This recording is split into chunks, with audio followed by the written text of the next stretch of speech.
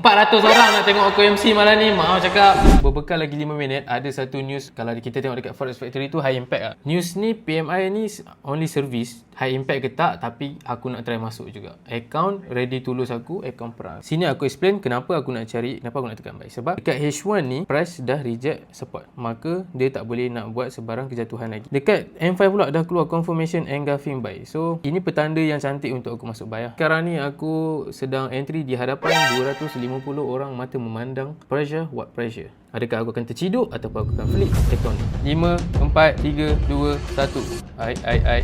Collect zone dulu, spike dulu, please. Saya pula yang seram. Ya, kita semua tengah seram je. Baca lah gol. Dia dah keluar beli.